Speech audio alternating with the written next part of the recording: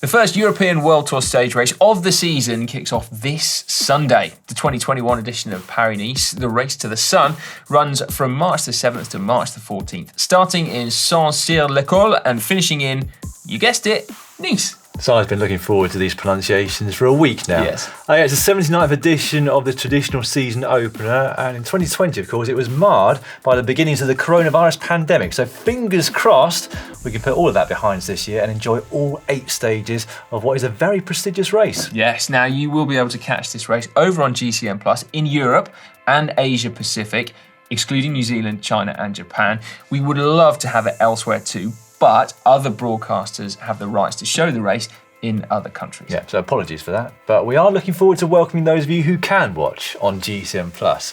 Anyway, coming up, we are going to take a look at the main part of the route for this year's race, the key riders taking part, and of course, we'll give you our traditional predictions too. So let's get started. Let's just remind ourselves of the events that took place at last year's race, which, as we mentioned, was sadly cut short due to the growing concerns surrounding COVID-19.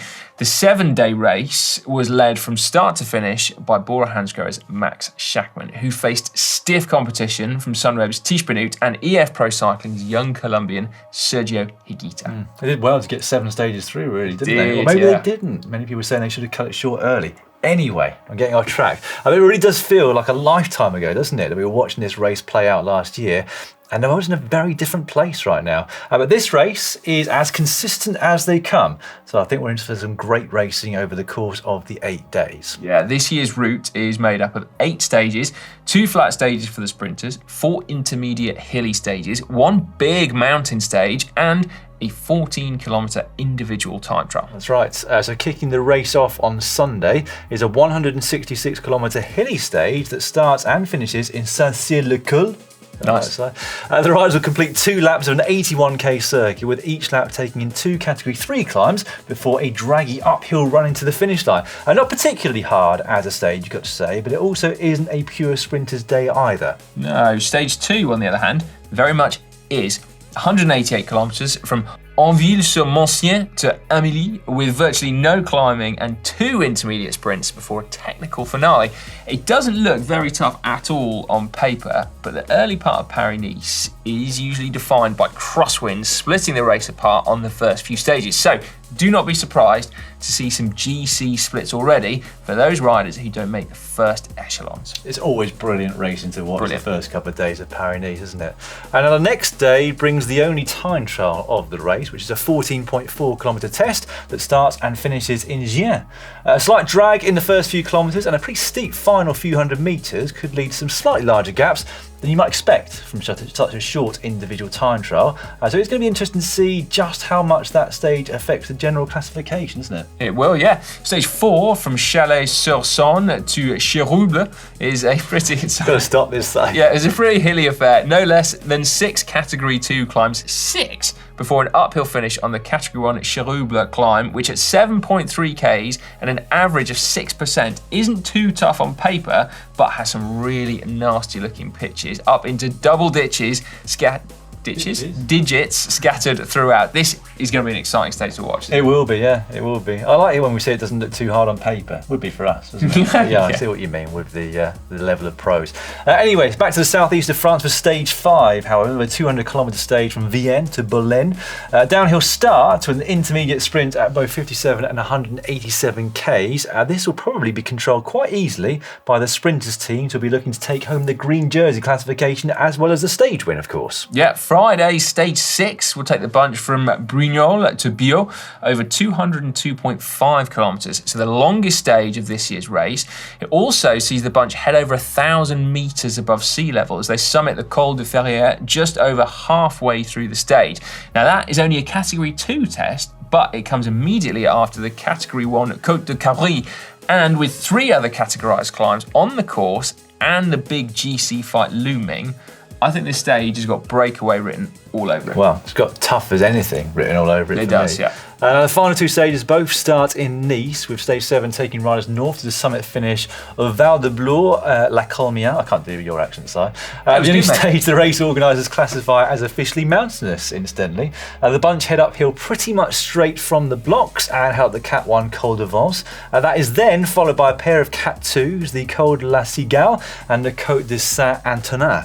The peloton then descends to the foot for the final climb, which is a 16-kilometre test with an average gradient of 6.3%, so pretty tough. It's a steady gradient all the way up, so riders will benefit from having teammates remaining to keep a hard tempo all the way up, because at the speed that they go, there is an advantage of slipstreaming, isn't there, even at 6% average gradient. That sounds tasty, Dan, very tasty. The race concludes on Sunday, so that's the 14th of March, with the traditional stage starting and finishing in the coastal city of Nice. A really tough stage, and at just 110 k's in length, you can pretty much guarantee it'll be raced flat out from the gun. A bunch of categorised climbs across the route, with one additional non-categorised climb just 8k from the finish. We'll see GC riders going all out to seal overall victory, and maybe a daring long-range attack or two, perhaps from someone a little bit further down the classification, in an all-or-nothing Hail Mary attempt at winning. It does often come down to the final stage. Doesn't it? That sounds great, doesn't it, as a route and an 8 days. So let's now take a look at some of the riders who will be taking the start. Now, at the time of filming this, we are still waiting for a few teams to confirm their full start list, but there is a good mix of GC contenders, sprinters, and classics men who will all be very motivated to win a stage or contest the overall. Last year's winner, Max Schachmann, the German from Bora Hansgrohe, will lead that team this year. It's a very strong-looking team that he's got to support him as well. It includes, we think, Pascal Ackermann, the sprinter. He'll no doubt be looking to take a stage win or two along the way, although he does face tough competition, of course. They're also bringing their classic specialist, Niels Pollitt, to assist them in the crosswinds and presumably in lead-out duties for Ackermann too. Yeah, the big favourite, though, despite not having raced so far in 2021, will be Primoz Roglic. He brings with him a typically very strong Jumbo-Visma squad, including Steven Kruijswijk. It'd be interesting. They do seem like the team to beat for the GC, don't they?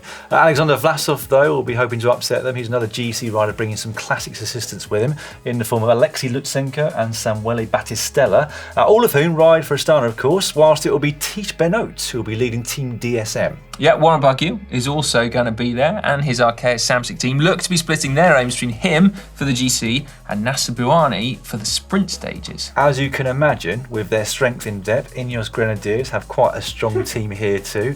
When you look at the GC riders in their roster, though, you'd have to say it's either Terry Geoghegan-Hart, the Giro d'Italia winner, of course, last year, but also Richie Porte, who's a former winner of this race. We've also got Guillaume Martin for Team Cofidis, who to look out for. Groupama, you'd imagine, will be looking to perform well on their home race too. They've got David Gaudu for the GC, a man who's already won a race this year already, and also Arnaud Démare, who, rather surprisingly, hasn't. Yeah, that is surprising, actually, isn't it? There are one or two more riders that look strong, but I don't think necessarily will be quite up there in the GC. You've got Harm Vanuk for Lotto Soudal, climbing very well at the UAE Tour, but has yet to deliver a solid result at a race of this level. His squad looks to be focusing more on individual stages with the likes of Gilbert and Degenkolb, but still, going to be great experience for a young Well, now, no doubt that you've just said that about him, he will pull out a big result at Paris this year. Hopefully so. Quick Step are showing up in full support, we think, of Sam Bennett, judging by the initial start list. He might well win every sprint on offer here, given his form at the UAE Tour last week. He's going to be supported in his lead out by De Klerk, Mercure, Seneschal and Lampard. Yeah, and there's also the possibility that we'll see Mark Hershey make his debut in the colours of UAE Team Emirates, although his programme has changed more times than I've had hot dinners since the start of the year. It has, yeah. They do keep changing it around, don't they? Mysterious, isn't it? Very mysterious. That team can also look to stage hunting with the likes of Alexander Kristoff and David de la Cruz, though, who's ridden well here in the past. And then other riders to look out for.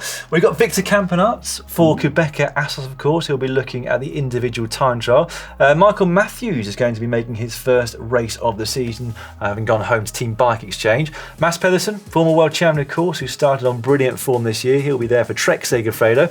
And then you've got the Luxembourg Bob Jungels, who now, of course, races for AG2R. Yeah, not a bad start list, really. And when you consider how many big names there are in Italy for Strada Bianca and then Tirreno Adriatico, it's incredible, better than we were expecting. Anyway, you know what comes next. It's time for our GCN predictions. So I'll go first, Si. Go on. Before you steal him.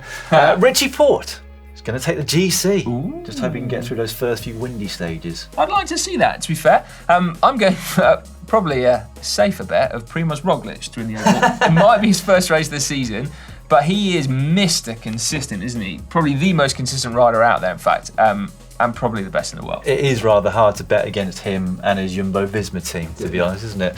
All right, let's check in with a few of our colleagues now to get their thoughts on who might win this race. My favorite for Paris-Nice is... it's hard to know, but I think Primoz Roglic. I'm going for Primoz Roglic for the overall, and sort of one to watch outsider, I'll go with Vlasov. Keen to see how he has picked himself up from last season. It's really difficult to say who's gonna win, but Ineos Grenadiers and Jumbo-Visma is gonna be a very strong team. So I expect who's gonna win is Primoz Roglic. I'm going for another win from Max Schachmann this year. Caleb Ewan. Paris predictions, I have a feeling Ineos are going to take the win. Not sure who, but I think Richie Porte. First race this season, I don't think that's going to go against him. He's going to come in hot, smash it, take the win. That's who I'm going for. But if not, I think Teo could be a good shout as not a wild card, you can't really say that, can you? But my other pick. Can I have two picks? Richie's my pick.